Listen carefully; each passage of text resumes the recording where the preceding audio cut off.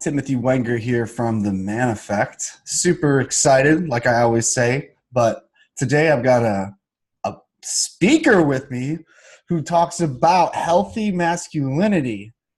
Casey, is it Cornelius? Is that right? Did I say that right? Timothy, how you doing, man? Good to join you.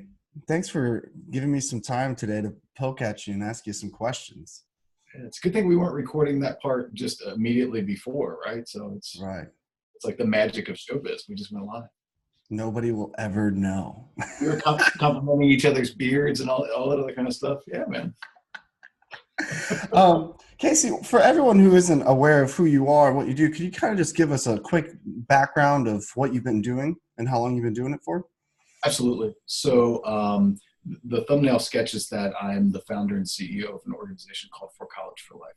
And we provide speakers and consultants and facilitators to colleges and organizations and all that kind of stuff all across the country. So have been doing that professionally for about 4 years. Before that, had been speaking sort of part-time as I was a college professional. I was a faculty member, I was an administrator.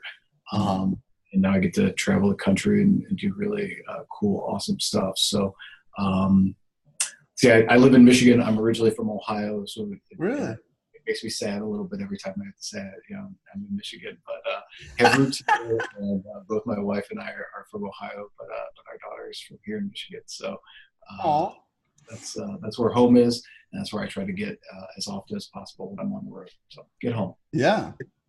How many weeks out of the year do you travel? You know, it varies. So there are times of the year that it is pretty constant. There are also times of the year where, you know, it's a little bit more home-based. So summer tends to be a little bit more home-based if you think about kind of the traditional college calendar, although that's the time where there's a lot more like conferences and conventions and stuff like that. But man, you know, pretty significant amount of flights probably will end up this year somewhere in that 100 range. So that's crazy, man. Yeah. I travel a good amount just for my own personal life, and I'm like, man, I don't know how people do this professionally. I get so drained. I'm just like napping all the time, and like, I don't know. Someone asked me the other day about speakers, and they're like, well, what do most speakers like to do when they're not working? It's counterintuitive, right? So for most of us, because we travel to work, most of the folks I know, and there are some exceptions, but like when we're home, we want to be home. Yeah. And the thought of like hopping on flights when I'm not working has become sort of stressful in a way. So like when I travel, this is not the topic, but like when I travel on the weekends and they're like family travelers now, I get like anxious because I'm like running around and everything. So dude, it makes sense. Different vibe. No, it goes along with that old adage, you know, the roofer's roof leaks, you know, like it is how it is. Sure. Well, why don't we jump in with my infamous first question, and then we'll keep diving in and hearing more about your story and your journey. So the question that the Man Effect is based off of, I have to ask you. So if you were to describe what it means to be a man in one word, what would it be and why? So I'm not going to lie. I have done some preparation, some thought on this. What? Question. In fact, I was just live on Instagram and Facebook and talking to my folks about what I was going to say to this question. So I can't. I'm like, wow, I had no idea that question was coming. But I've thought about it. It's been playing in the B-roll for the last few days. I think at our core, I think that men are at our best when we are empowering. So the word that I would use is empowering. And that takes a lot of different forms, of course, right? So I think about it in reference to my family or to my friends or to my business or to students I work with or to teammates of mine. When I can use my time and talent and skills and strength or however that manifests itself to help them be better, then I'm doing the right thing. In fact, in my program, I talk about using power to empower. And by the way, I'm not opposed to the word selfish. I think selfish has gotten kind of a bad rap over the years. Yeah, it does. Yeah. You know, and that's a whole other tangent. We can get into that. I think we should not be selfish with our power, right? So if you have the ability to stand up for someone who needs it, if you have the ability to give to others who can benefit, or that you can prop up so that they can be brave and strong, then we're doing the right thing. So I think about in my own life and in my journey, I'm absolutely at my best when I'm empowering other people. What I like about that too is in order to empower other people, you need to be a powerful person, and so that reveals a lot of self development. Well, and what's interesting about that is that the flip side of that same coin is that we also have to know where our weaknesses lie. So we have to know where we need to be seeking help as well. And I think that for so many of us, man, help has become like the worst 4-letter word in the world. I was chatting with somebody the other day, and I'm like, as men, most of us, we would rather be lost than ask for directions. And that plays itself out in so many different areas of our life. But I think that at its core, in order to empower, we have to understand our strengths, but also our weaknesses. Yeah. Well, I mean, and I think that's what's cool though, is like in the professional world though, it's like when you are, for me, it's very easy because I have a background in the trade. So I'm like, I understand electricity, right? I was an electrician. I don't ever fuck with plumbing ever. No. Because you know what I mean? And it's really black and white for me. Like, I have no idea. Go hire a plumber. And the flip side of that is, if something goes wrong electrically, I'm not even touching it. Like, I'm not even, I don't know. I don't know why that has been so ingrained in me. Like, man, don't touch electricity, right? So I'm calling you if something's going wrong, and I don't feel bad about it. I don't feel like less of a man. I don't feel like I'm weak in some way. I'm trying to live, right? So, So that's how, for me personally, I always look at it, like just even in personal development. Like I have my business friend, I have my like relationship friend, I have my that I always go to, and so it's like knowing what their weaknesses and their strengths are too, obviously benefits me. But did you find this is always so awkward because I'm now asking you questions. Oh, I don't care. Yeah, go for it. Did you find that was something that developed over time though, or is it something that's, I always think about this nature versus nurture thing, right? So are you naturally a person who looks to others, or did you have to kind of evolve into that?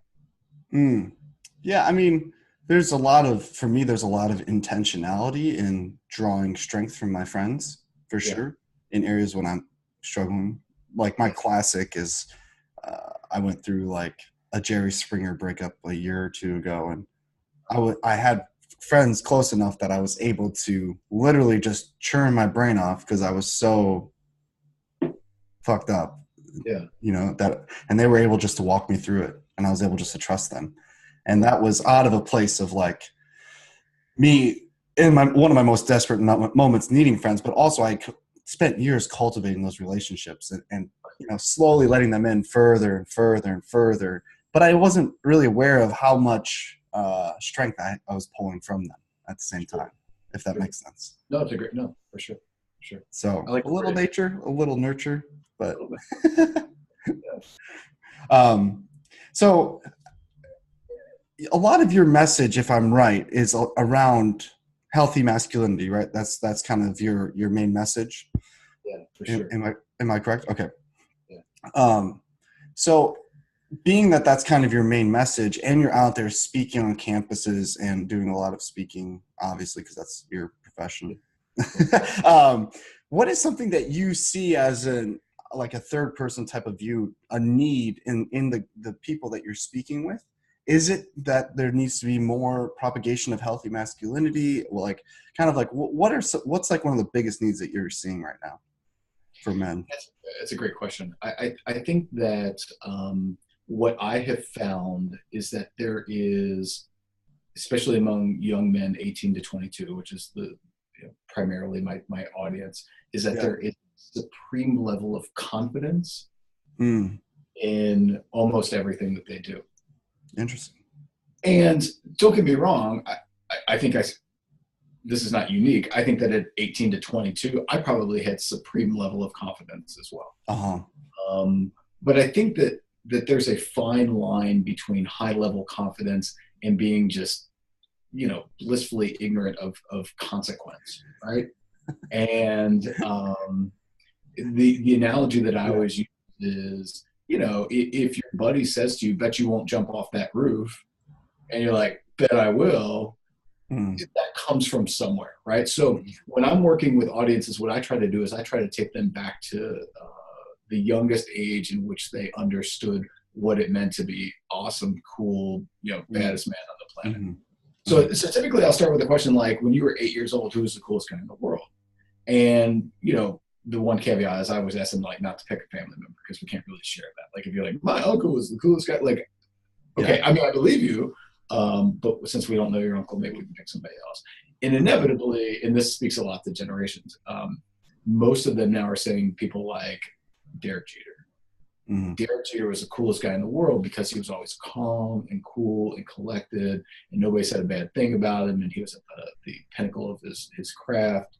And I was like, okay, so what can you learn about being a man today as an 18-year-old, maybe 10 years later, from that experience? Now, for me, I always talk about the poor messages that I got about healthy masculinity from who my icon as a kid was. And I love him. I think he's a really interesting guy. But it was Ric Flair. And Ric Flair, taught me so many bad things about what it meant to be a man, that I when we think about the core of how we understand these things and how we practice them in our daily lives, it comes from somewhere. And so I try to turn the corner to understanding where the root is, to know how can you act on it in your daily life. And so I focus on the idea of healthy masculinity, and that really is a response to a lot of society's coverage of the problem of men, and the word being toxic that's used a lot. A lot of times we hear toxic masculinity, and I'm like, whoa, how can we reframe this to healthy masculinity and kind of get to the Yeah, I want to. I'm keep going. I'm going to see if I can find that photo you sent me. Sure. Yeah, for sure. So incredible. And it was probably 2-3 years ago. The phrase toxic masculinity became commonplace in society, and I think that it has become this default phrase to explain anything that might be negative. And my problem with it is, and like people say to me sometimes, like, tell me about your toxic masculinity program. And my response is often, I don't have a toxic masculinity program. I have a healthy masculinity program. And it's not because I don't recognize the problem, but I'm more focused on the solution. Like, how do we get past it? But that's not what the coverage is. In fact, I mean, I think if you share that chart that I sent you, I think even the coverage has become toxic. Yeah. It's kind of self-fulfilling prophecy as well. Yeah. I think I just found it. Give me 1 second here and I'll pull it up. Yeah. So what he had sent me is this image of a Google search, essentially. Google Trends. Right. There we go. Okay. I'm going to share my screen here. And so for people who are watching, this blue graph right here, that's how much toxic masculinity is being searched on Google. And then everything else is healthy masculinity and positive masculinity.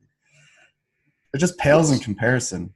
It does. And I feel like my job, our mission or whatever you want to call it, is to get those other lines higher. Like I mean, the problem has been diagnosed.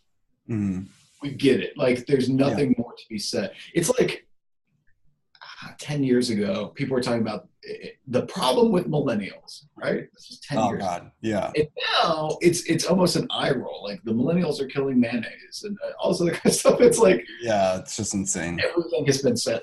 Everything has been said about the problem. Where's the solution? And I think that's what keeps me kind of grinding and motivated on this track. Yeah. So like for men right now and today, how do we help navigate that focus away from the negative effects of past people's decisions and focus on what we can do from focusing on the healthy, if that makes sense? Like what can men do to help change that focus? Sure. I think that there's a lot, but I think that it comes down, I talk a lot about individual choices and how choices reflect priorities. That's And good. what we say and what we do have to match. Yeah. You referenced ending a relationship. Most of the time, I think when people end relationships, it's because what people say in the relationship and what they do don't connect, right? Mm-hmm. That's the same. It manifests itself in every part of our life. Yeah. So what I encourage men to do is to take purposeful action toward being the best version of themselves possible. And that means looking in the mirror every once in a while. And it means being okay with even the stuff that we're not as comfortable with. I mean, the other part of this that I need to say, Timothy, and I say this to every audience I ever work with, is that I am an imperfect messenger. It is not as if I have this shit all figured out, right? And don't have to I don't either. Yeah. We all have demons, and as much as we think about these things, I was having a conversation with my wife the other day about someone who I'd had some interpersonal conflict with years ago, and she was talking about kind of getting past it. And I said this line, and it's a flaw. I admit that it's a flaw. I am not blessed with a dimmer switch. For me, things are on or they're off, right? Now, some people are great at this. Like some people are able to like dim it down and then turn it back up. I'm not that way. So if I turn a person off, again, this is a flaw. I'm not saying, please don't copy this. I have a really tough time turning it back on. I really, really do. But for me, understanding and recognizing that is at least a first step. It's at least a first step. The other things like help-seeking behavior, about understanding that your success is not my failure, and vice versa. Those are the things that have to be conscious and intentional choices that we make in our life, right? So for viewers, I'm starting a podcast soon, right? And I don't look at your success in podcasting as my failure. I'm like, well, man, Timothy got 100,000 views this month, and I got 100 views, so therefore I'm a failure. No, man, like my job is to look at the great stuff that you're doing, and vice versa, right? So if I have some successes, I'm not going to look at other people like, why can't you catch up? What can I do to help you? What can I do to help you exceed and succeed your goals? I think that's the gap. I think that for many of us, we get so cocooned and encapsulated in just our own personal demons and problems that we don't find ways to break out of it, and we also don't find ways to see the guides all around us, the mentors all around us that we can. Yeah, so kind of like what I hear you saying is really just like if we focus on working on ourselves and just our immediate surroundings and being a better influence, that's a great way of helping shift that focus. Am I correct? I just want to make sure. It sounds completely simple, right? And maybe even like Pollyanna, but I think that the more that we can take purposeful steps each and every day and consistent about it and check ourselves when we get off track, when we respond to things poorly or from a base element of ourselves, that's the way that we get better, and that's how we also begin to change this narrative. And so the Google track line, listen, bad news is always going to lead. I get it, right? Like the newspaper is never going to report that everybody got across the street safely today. I get it. But how many good messages of men can we put out in the world? And that's actually one of the things that the new ripple or manifestation of my work is, how can I share the good work that other people are doing on this topic, including you. I mean, including the stuff that you're doing. Yeah. Yeah. And it's just like the plugging away too. Like this shit doesn't just change overnight either. Like you got to keep showing up, right? Oh. So. And it's hard, right? Yeah. Being the worst version of yourself is much harder than being the best version.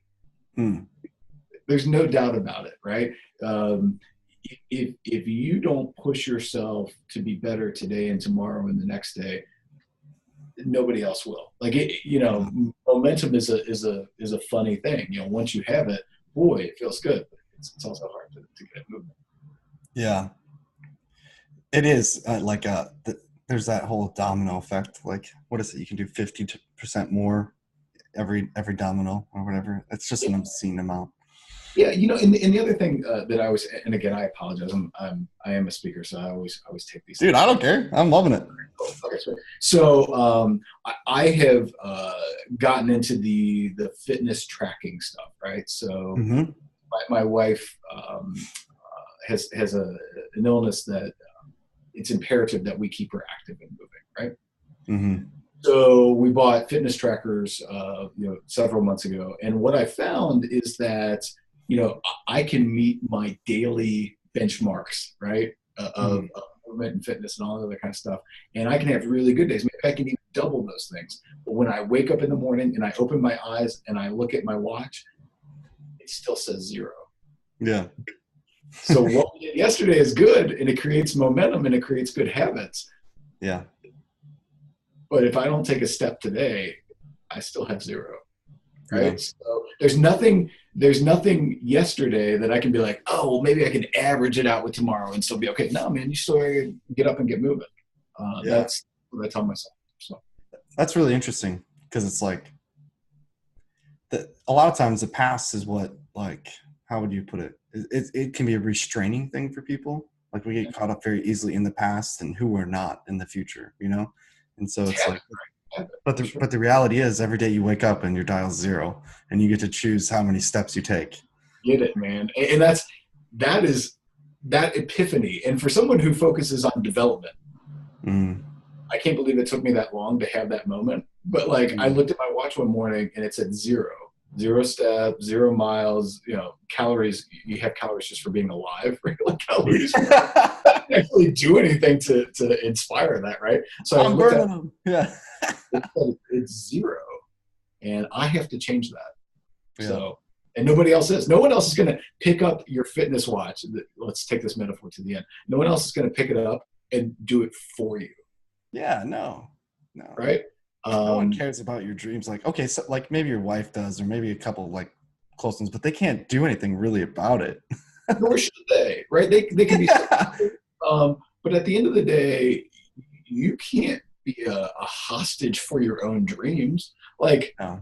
I mean, I can carry you some of the way, but if I'm carrying you from A to Z on your path, what are you getting out of it? It's silliness, right? Dude, it's bizarre. And I would agree with you. It was actually really frustrating for me, realizing some of the most foundational, life-changing truths that have really pushed me to new levels in my own life, how simple they were and how blatantly obvious they've been in my whole life. Like, in every book I've ever read and many conversations. And I look back and I'm like, son of a bitch, this has been here the whole time and no one told me, but they told me. Yeah. Well, I mean, so one of the ones that I really enjoy, Stephen Covey, 7 Habits. Of course. Yeah. It's been gospel for decades, right? Yeah. But there's one little nugget in there where he says, the only thing you can control is how you respond. Mm-hmm. It's so simple. It's so incredibly slap you in the face blatant. But you're like, oh yeah, I can't control anything else but how I respond to things. That's so true. Yeah. Oh man, I love that kind of stuff. One of the ones that really slapped me was the biggest obstacle in my life was myself. I was the biggest thing holding me back from fulfilling my own dreams. Yeah. Man, that's good. That's big stuff. But it's frustrating. So I'd love to hear too more about. I'll transition to the next one because I have a desire to hear your why. There's that classic. People don't care what you do; they care why you do it. I love that statement. So I'm really curious why do you move that dial from 0 to 10,000 on your tracking steps, and just in your career too? Is it why? So, as it relates to the discussion of healthy masculinity specifically. So I have a lot of whys for what I do. But I will tell you that for years, I had chatted with friends across the country, and I would ask them questions like, "So what's keeping you up at night?" And almost every time the answer was some level of the bad behavior of men on my campus. Now that manifests itself in a lot of different ways. All the negative things that make the press, alcohol, violence, hazing, sexual assault, all those other kind of things. So what I did was I asked the question, because I'm kind of solution focused. What are you doing about it? And the answer was almost always sending them through some type of punitive conduct process. And while I understand conduct processes, I also know that it's not preventative at its core. So a few years ago, I said, okay, what would it look like if I'm willing to be the least popular person in a room for 60 minutes or 3 hours or 6 hours or whatever it is, and really talk about some of these issues in a direct manner? Yeah. And in 2015, I introduced a program on this topic, and the response was sort of like, well, that's nice. Yeah.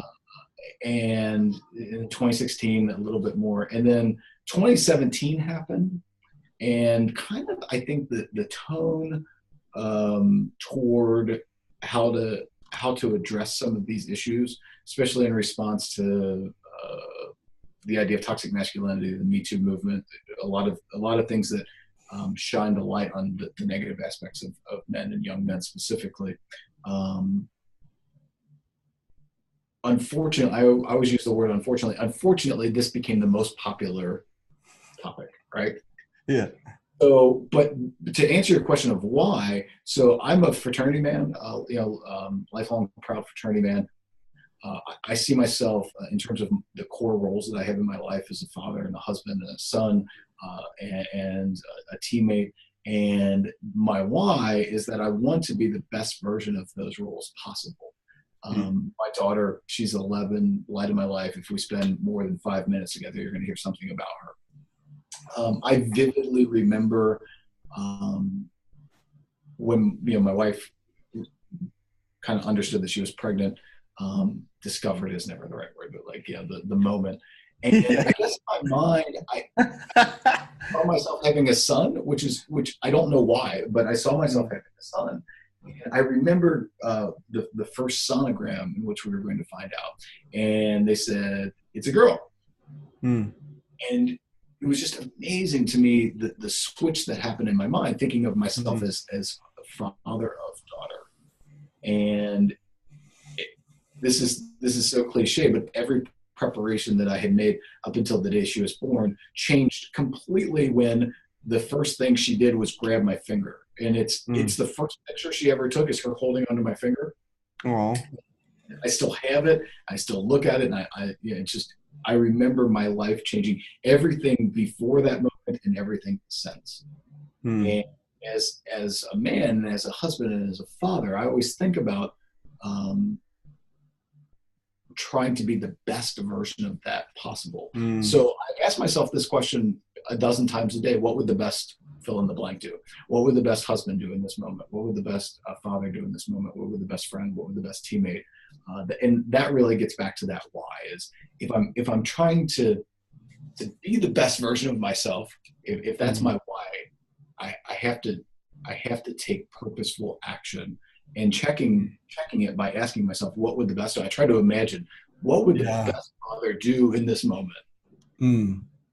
Understanding, and below the surface is a recognition that I'm not the best version. Therefore, what would the best do? And it doesn't mean I always get it right.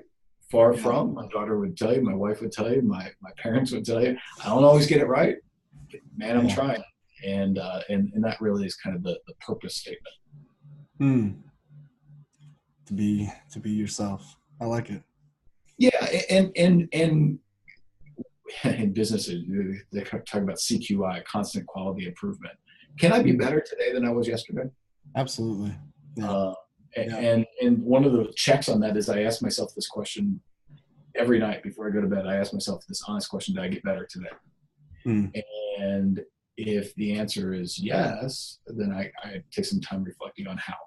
If the answer is no, I have to be honest with myself as well. So if the answer is no, okay, what can I do differently tomorrow? So that just comes from a place of having a check-in, and being able to answer honestly and say, man, I didn't handle that situation right.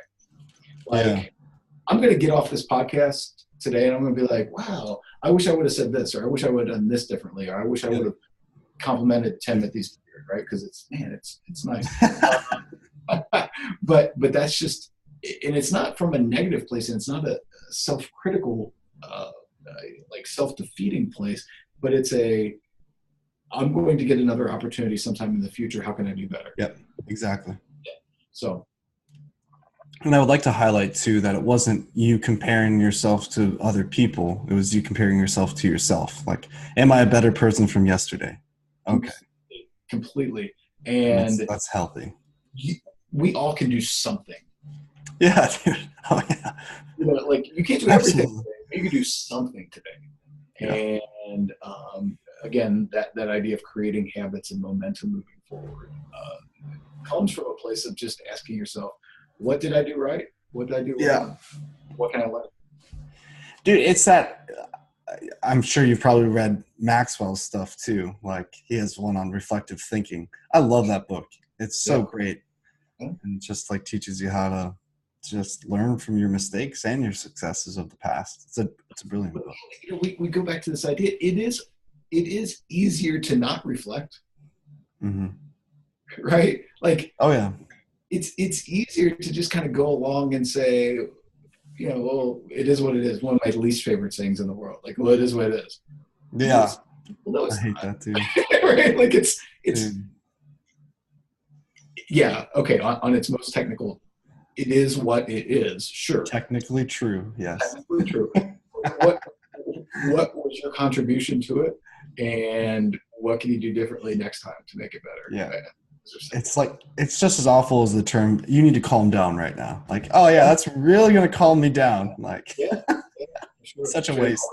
That phrase just, I mean, it always works for all of us. But that's good. I really want to highlight that because I'm sure you've heard of Jordan Peterson probably by now. But in his book, that's one of the things that he highlights. And I really like that because with my background, I grew up very much so personally comparing myself to other people and seeing my shortcomings. And so I didn't have Jordan Peterson 10 years ago and I was struggling with that. But I think it's a really articulated way of describing to men and well, just humans in general. Like, compare yourself to yourself from yesterday. Yeah. Like, I love that. So for sure. I think that's really good. I forgot the next question. Let me look real quick. Oh yeah, sweet, books. Yeah, so what are some books, like 2 books that you would recommend to people listening? I'm a reader, so, well, not as much as I used to be, but.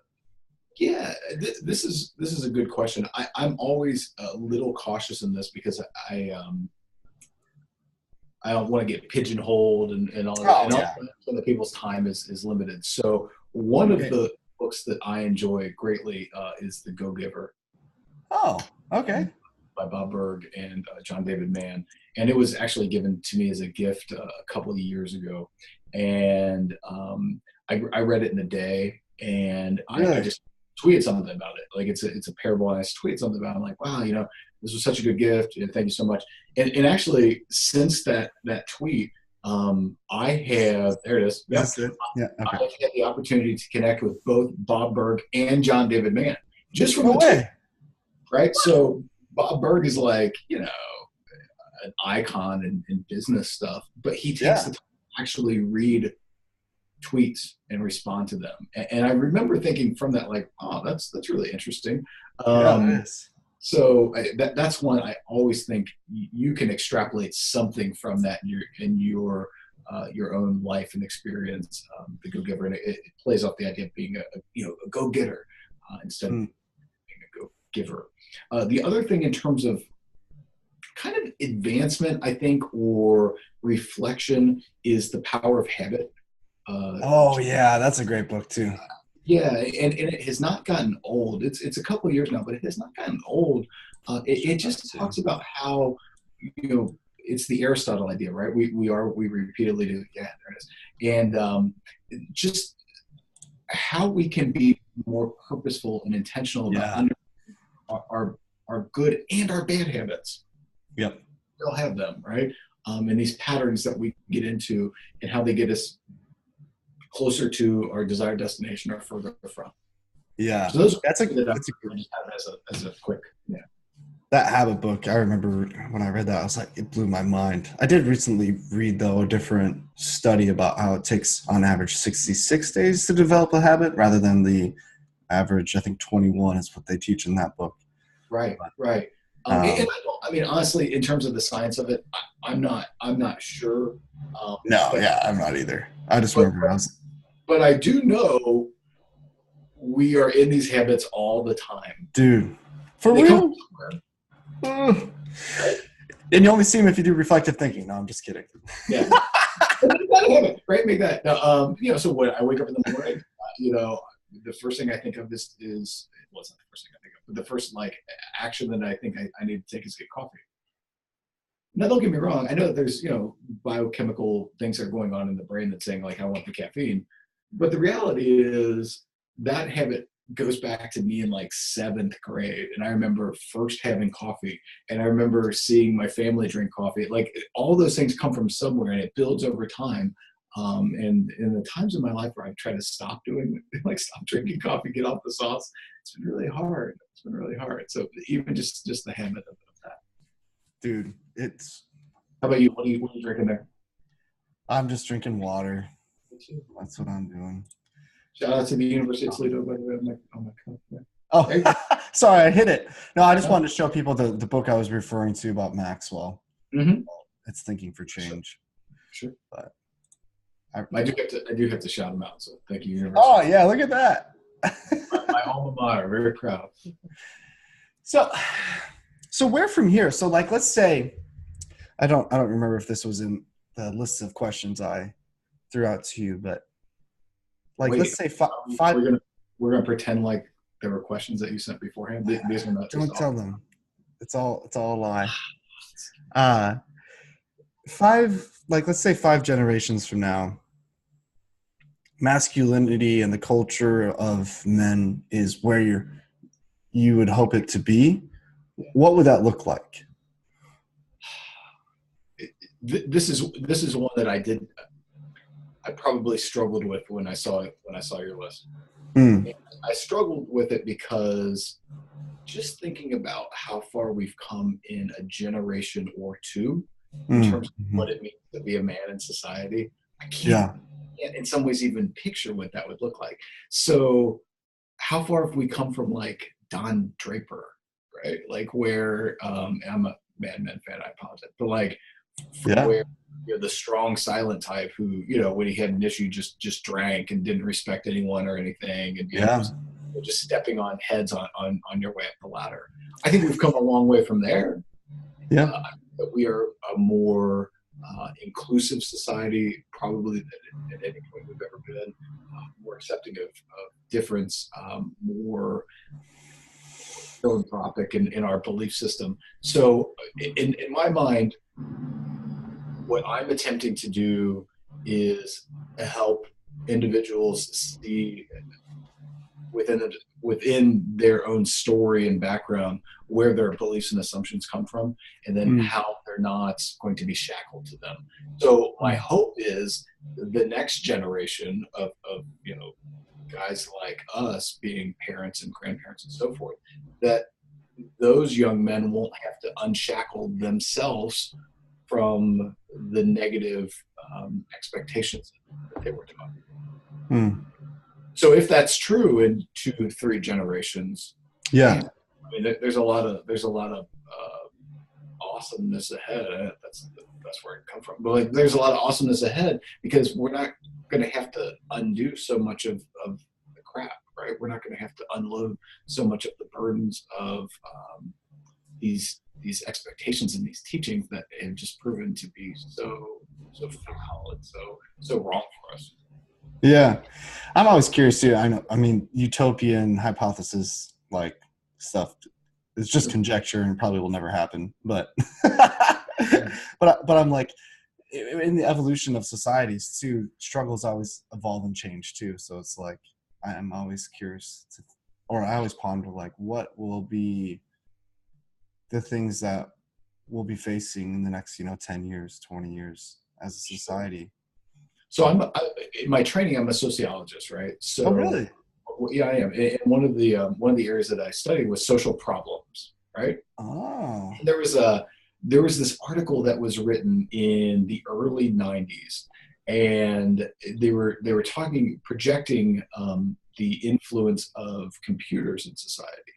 Yeah. And the conclusion was something along the lines of, now the computers have become so prevalent in society, what will people do with all their free time? Mm-hmm. Essentially being that, like, well, we won't work as much. Like, we won't need to work 40 hours a week. We'll work 20 hours a week. So we'll have all this free time. What will we do with it? Yep. Well, it turns out it was completely the opposite, right? So now that people could do more, they were asked to do more, told to do more. And so even projections of good, well-intentioned, smart people just are sometimes so off on these things, or the problem couldn't have even been projected, right? So as you say, I don't know, are there problems associated with equity? I hope so. Like, I want to find out what that looks like, right? Like, I want to find, like, wow, we have so much equity in society. This is such a problem. I don't know.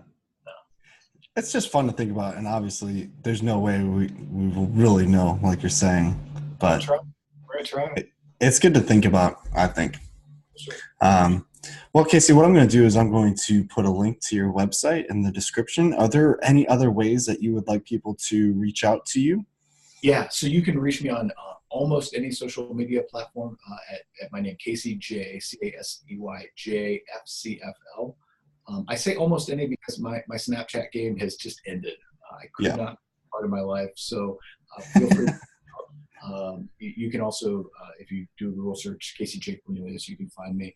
And then also in the very near future, and I mean like in a matter of a couple of weeks, you're going to be able to go to bethemanmovement.com. Yep. bethemanmovement.com, or use the hashtag BeTheMan anywhere and find some of the work that I'm doing, including the new podcast, including some resources that we're putting out there, the challenge that we're putting out there, and then scheduled events and all that stuff. I love it. When that gets posted, I'll also put it in the description as well. So that's great. I appreciate it. And now here's the big ask. Yeah. Timothy, I've done your podcast. Will you do mine? Oh, of course. If you can Okay, put cool. up all this hair. Excellent. I mean, all that hair, that's goals right there. That's good stuff. We need to get Timothy a sponsor. Can we get him a beard? I know, right? Detroit Grooming. Can we get Timothy some hair as well? So. I need to test some beard oils for them. That's what I need to do. Yeah, for sure. Right? Like, does this work? But it's funny that you mentioned that. So I've become a fan of this singer. His name's Marty Ray. Marty Ray is incredible. He covered Ice Ice Baby, but did it with like a bluesy, folky kind of feel. Oh, cool. Look, Marty Ray Project. Look him up. If you're watching this, look him up. Marty Ray Project. But he always did this thing about beard oil, and he once did this shout out to the company that was his sponsor. He said, "Hey, listen, you shout them out right now, and they're going to send you a bottle of beard oil." And they did, man. They sent me this like bottle of beard oil. What? Little bitty samples. So you never know, man. Yeah, us bearded guys need to stick together. Let's see. Can you pull up his picture? Because he's got the best beard in the business. I don't know. Here's his website. Oh, look at that thing. It's just huge.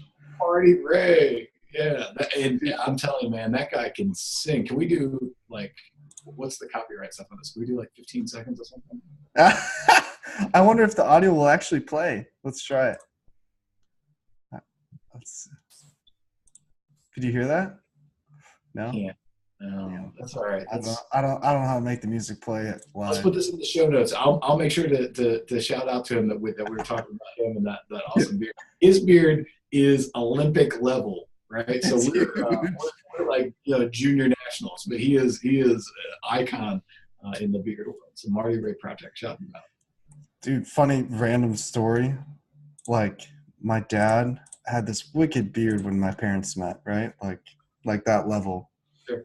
And for years, they were married and all stuff. He just always had a beard. One day, he just decided to cut it off, and he did it while he was gone to work or whatever. He came home and he was wearing a hat too, which he normally never did. Came around and kissed my mom, and she jumped because she didn't know who it was. Because she had never seen him without a beard. And I was, hey, can I just shout out while we're talking about beards and shaving and everything? Yeah. I feel remiss. So this November.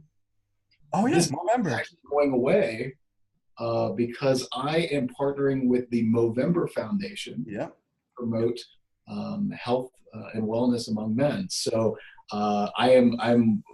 They call me a spokesmo. Which I did not come up with that term. Yeah.